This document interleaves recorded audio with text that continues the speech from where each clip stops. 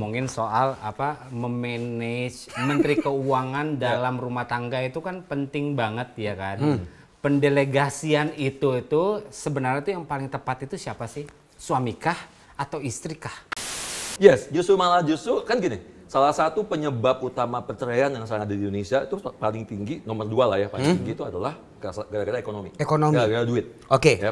Biasanya yang diberantemin apa itu kalau misalnya masalah uang itu? Kalau orang mau nikah sama pengusaha, orang kan mikirnya, wah ini keren nih, punya duit banyak, lo punya harta, punya ini. Tapi jangan lupa, pengusaha juga punya utang. Nah, kalau cewek gue nikahin gue, gitu kan, nggak pakai perjanjian pisah harta, berarti utang gue jadi utang cewek gue juga. Jadi kalau misalnya lo nikah bawa harta, itu nggak mesti dibagi. Itu namanya harta bawaan. Iya, kalau itu kan enggak. Tapi begitu kita merit, detik lo merit, ya kan, terjadilah, kalau nggak punya perjanjian harta ya, terjadilah harta. Jadi ampau lo tuh terima kencengan di depan tuh, itu harta bersama tuh.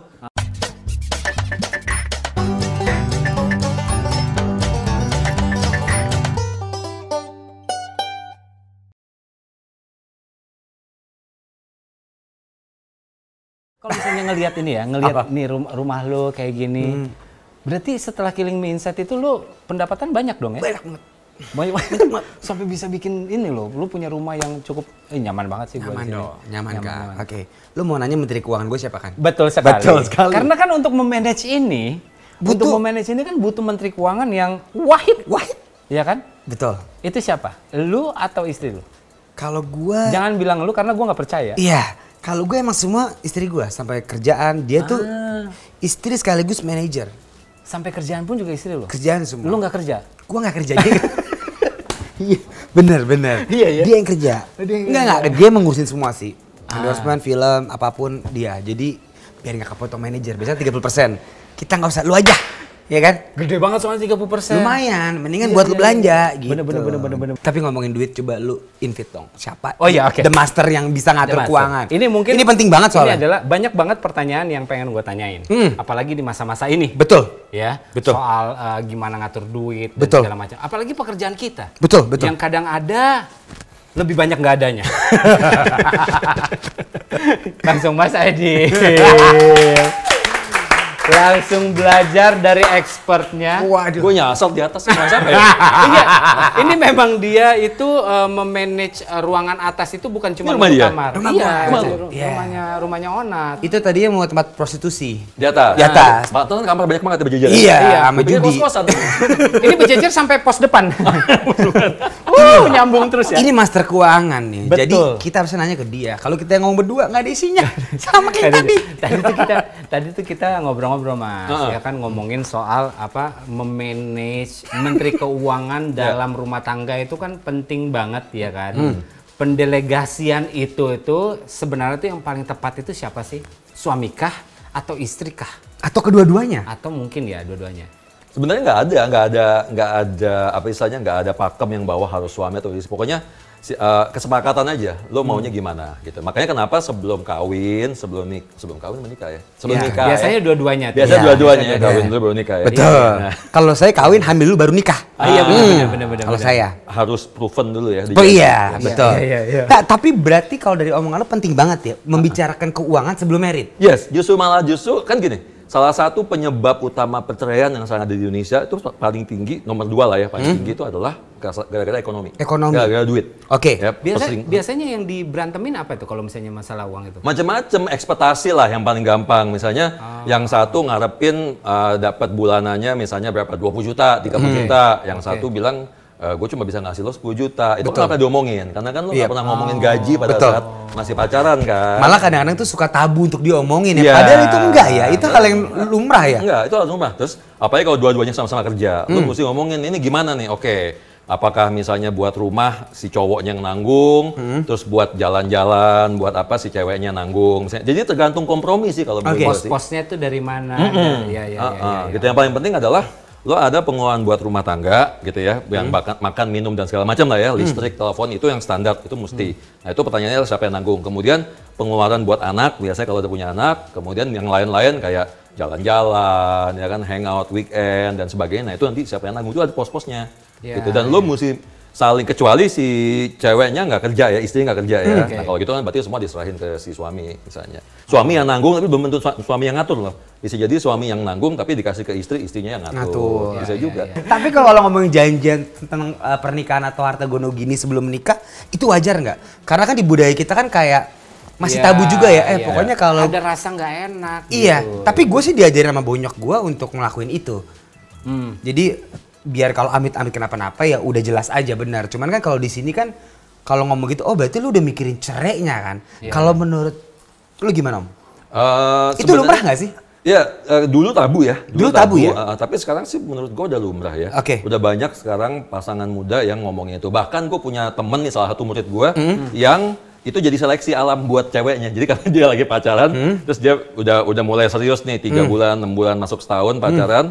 Terus ketika dia mulai ngomong, ntar kalau kita married gimana? Terus nanti dia bilang, oh ya, ntar gue bikinin ini ya, kita perjanjian pisah harta. Begitu cewek nolak, putusin.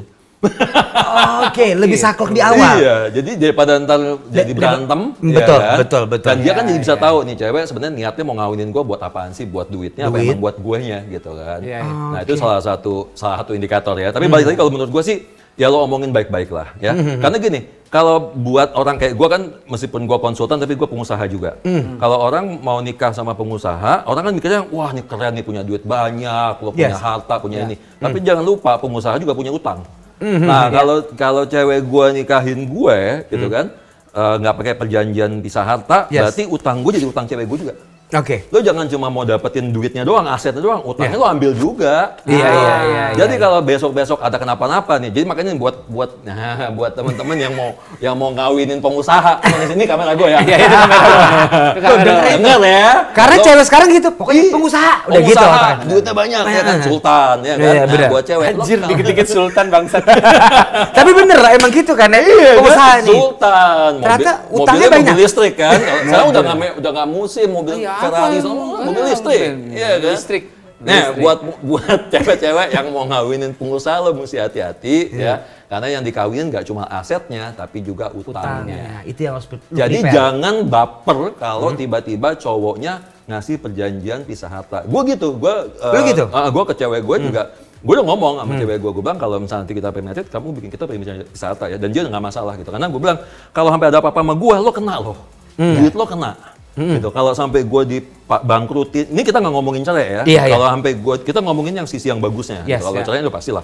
Nah jadi kalau gue sampai siapa tahu gue dipilitin, gue kena kasus, mungkin gue lagi berusaha ntar hubungannya ada KPK segala macem. Kalau sampai kenapa sama gue, yang diambil cuma duit gue doang, duit lo nggak diambil. Tapi lu terakhir emang udah pernah ditelepon KPK kan terakhir? Oh nggak pernah? Gimana? Apaan nih? Enggak. Maksudnya? Iya. Oh kita gitu. Undang siapa sih? Kenapa? Iya. Nah itu tuh menarik tuh, itu menarik karena kan pembicaraan itu kan berarti ada pemahaman juga sama lawan pasangan kita kan, iya kan. Nah kalau misalnya biasanya kan mereka menolak karena mereka nggak ngerti, iya kan, nggak ngerti tentang bahwa harta ini seperti apa sih, bahwa duit di dalam rumah tangga itu dipakainya untuk apa dan keluarnya untuk apa, dapatnya dari mana gitu. Nah, gua pun juga tidak membicarakan itu soalnya. Gue nggak pernah ngomongin soal harta gono gini, ntar perjanjian pisah harta, karena memang tidak ada yang akan dipisah juga. Tidak ada. Pada waktu itu tidak ada apa-apa. Jadi apa yang mau diomongin? Memang tidak ada kan? Iya. Memang utang palingan yang ada. Nah, istri lu kasihan banget sih. Iya. Orang gue bilang istri gue itu goblok, gue yang pinter cari istri. Istri gue nggak pinter cari suami itu. Nah, itu yang pengen gue tanya. Karena gimana caranya sih supaya semua nih yang mau merit pun juga penonton kita tuh ngerti bahwa oh ini adalah hal yang biasa, lazim untuk dilakukan gitu. Ya sebenarnya kalau gue bilang sih dari ngobrol-ngobrol ya kan lo biasa kan kalau misalnya lo lagi mesra-mesraan lah ya, entah itu lagi di luar, lagi dinner atau lagi pilot talk gitu kan. Ada juga pilot talk pacaran lucu ya kan. Abis tadi si Kiwil itu pilot talk kan. Betul. Kalau dia pilot talk doang dia nggak ngomong apa-apa dia isi pilot talk. Abis ya. Jadi maunya pilot talk aja kalau dia. Semua pembahasan tentang tepuk tangan ya. Tepuk dah. Gitu. Iya benar-benar. Nah, Lah ngomongin, ntar kalau kita punya anak gimana ya? Kita mulai dari anak dulu biasanya. Betul. Ya kan, ntar sekolah gimana? Lu kayak apa? Mungkin mulainya dari nama dulu. Kalau mau punya anak namanya kita kasih nama apa ya dari situ. Terus nanti sekolah, terus nanti kerja, kamu gimana? Ini kita kan kalau hitung-hitung ini kan income berdua, misalnya kalau suami istri cewek cowoknya kerja kan, income berdua nanti kita kalau nyicil rumah gimana bayarnya? Nah itu mulai dari situ. Jadi casual aja. Iya. Nggak yang duduk yang gua mau ngomong sesuatu. Iya. Jangan dibawa tegang gitu ya. Rapat sama DPR kayak gitu ya kan. Betul. Ntar balik-balikan meja tuh terakhirnya tuh pasti. Iya, lempar-lempar kursi kan, jangan. Mic-nya dimatiin. Tapi rules pernikahan kita tuh emang gitu ya. Jadi misalnya kita saat menikah dengan dia kita biasa aja nih. Begitu kita nikah, kita gede banget nih. Let's say kita punya harta 20-30 M. Bareng sama dia, begitu married. When kita divorce, itu emang harus kita bagi 50-50 ya? Nggak, jadi kalau misalnya lo nikah bawa harta, itu nggak mesti dibagi. Itu namanya harta bawaan. Iya, kalau itu kan enggak. Tapi begitu kita married, detik lo married, ya kan, terjadilah, kalau nggak punya perjanjian harta ya, terjadilah harta bersama. Jadi ampau lo tuh terima kencengan di depan tuh, itu harta bersama tuh. Langsung bagi dua tuh, jadi mertua nggak boleh ngambil. Jadi yang dihitung setelah married, itu udah harta bersama. Anjing. Enggak ya? Kenapa lu? Habis gue married, gue beli rumah, beli mobil soalnya. Sama lagi gue. Iya. Tapi emang gitu ya? Emang itu rules yang berlaku ya? Iya, itu rules. Jadi begitu divorce, 50-50? Begitu divorce yang harta bersama bagi dua. Oke. Tapi nggak ngaruh ya, misalnya gini kan, kalau zaman-zaman dulu orang tua kita biasanya, rumah yang ini atas nama mama, yang ini atas nama papa, nggak ngaruh selama lo nggak punya perjanjian pisah harta, tetap aja punya berdua. Mau pakai nama siapapun tetap punya berdua. Makanya ikutin satu sumber hidup. Iya kan? Bener. Mikirin hartanya aja deh, nggak usah mikirin perasaan kita. Karena bagi. Karena ntar udah bagi pertama nih, terus habis ntar bagi yang kedua, bagi ketiga, bagi keempat. Tadi teman kita 5, mau 5 bener, bagi-baginya deh. Banyak banget yang mau dibagi sama dia ya. Banyak banget. Luar biasa. Nah, tapi ngomongin soal harta nih ya. Kalau misalnya gua dengan pekerjaan gua ini kan pekerja di dunia entertainment ini kan kadang ada syutingan dari Orami, kadang nggak ada. Banyak kan nggak ada? Iya, sebulan kan sama paling gue juga, ada. gue diteleponnya 6 bulan sekali mau curhat. Setahun sekali. Callingannya lama, Callingannya lama nih. Nah, jadi kadang kalau misalnya lagi ada tuh, ya kan. Nah kalau misalnya lagi nggak ada, tabungan yang tadinya ada tabungan, jadinya harusnya kekuras. Gimana sih caranya memanage supaya mengantisipasi hal-hal yang tidak ada ini gitu? Ya, jadi gini, kan ya sebenarnya sama ya. Gue juga bukan orang gajian, gitu. Karena gue konsultan kan. Jadi gue konsultan, gue project base gitu ya. Kalau ada klien, termasuk juga syuting dan seminar dan talk show. Nah, jadi orang-orang kayak kita nih, orang-orang dengan pekerjaan dengan penghasilan tidak tetap, itu lo mesti punya, gue nyebutnya 2 rekening. Jadi lo mesti punya 2 rekening. Yang satu rekening penampungan duit, yang satu rekening pengeluaran. Nah, lo harus ngatur. Jadi semua uang yang kita dapat nih dari hasil kerja kita, kalau gue kan berarti konsultasi ya, terima klien, seminar, talk show, kelas ngajar, syuting segala macam, itu masuk ke rekening penampungan. Ke rekening A. Ke rekening A. Nah nanti gue tiap bulan gue ngitung nih, oke pengeluaran gue berapa? Anggaplah biar gampangnya 10 juta deh pengeluaran gue sebulan. Ya udah gue transfer 10 juta, jadi gue kayak gajian. Lo hitung ntar pengeluaran lo berapa pengeluaran per bulan? 20 juta. Ya udah lo transfernya 20 juta. Nah rekening ini buat dihabisin emang, buat rumah tangga, buat belanja, buat makan, buat anak sekolah segala macam sih. Jadi kalau misalnya tanggal 29 masih ada, nah cepet-cepet lu habisin dah tuh. Ya, terserah. Ya kan? Habisin dah tuh, lu punya waktu 1 hari untuk ngabisin ini.